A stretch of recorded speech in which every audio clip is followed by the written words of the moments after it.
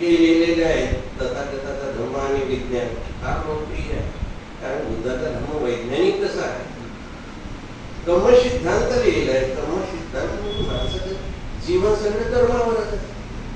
चांगले कर्म केले तर चांगलं होईल, वाईट कर्म केले तर वाईटच होईल. आता वाईट कर्म आले तर भोगणारच आहे. आता दिसते देशाचं चित्र आहे की नाही. तर एवढं बुद्धाची शिकवण आहे आणि धर्म जास्त तुम्ही नाही वाचवले. एवढं 140 ग्रंथ आहेत त्रिपिटकामध्ये. लोक मला म्हणतात त्रिपिटकाचं पुस्तक द्या. आणि कोणतं पुस्तक देऊ बाबा त्रिपिटकाचं? एवढा महासागर आहे. आणि मी जेव्हा हे जातक कथा लिहिल्या, जातक मध्ये एवढा महासागर आहे. काही एका कथेमध्ये 800 गाथा. शेवटच्या वेशाचं जातक आहे ना, 800 गाथा त्याचं भाषांतर केलं. एवढा म्हणजे कादंबरीच आहे. महाउमद जातक कादंबरी आहे, 200 पानाची. यांना दिली टिकली म्हणजे एवढ्या मोठ्या आणि एका गाथेपासून ते 800 गाथापर्यंत तिथे आहे. एका कथेमध्ये 1-2 आहे सुरुवातीचे, नंतर कादंबरी. आणि तिथूनच यांनी सगळे सोडलं आहे.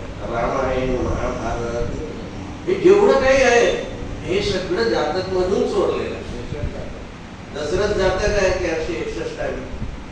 दशरथ जातकावरून रामायण झालेलं आहे. दशरथ जातकामधून महाभारत आलेला आहे. आणि त्या छोट्या छोट्या कथा सगळ्या त्यांनी त्याच्यात घुसवल्या वेगवेगळ्या आपल्या पद्धतीने. पण कल्पना ती चोरली. तर हे सगळ्या चोरीच्या माल आहे यांच्याकडे सगळं. आता तुम्ही हे बघाल, बिहार सुद्धा चोरतात.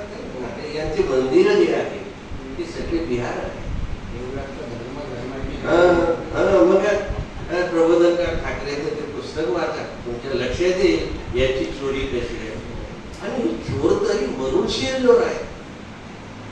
सांगा ना किती उछळपणाने लिहितात. आता जसं नाटक, आता नाटकामध्ये एवढं वाईट लिहिलेलं आहे तरी त्यांना दाखवण्याची हिंमत होते. म्हणजे यांचं मन किती प्रदूषित आहे. पण ह्या प्रदूषित मनानं साऱ्या देशाचं आणि साऱ्या मानव जातीचं नुकसान करत आहे हे काही त्यांच्या लक्षात येत नसेल. तर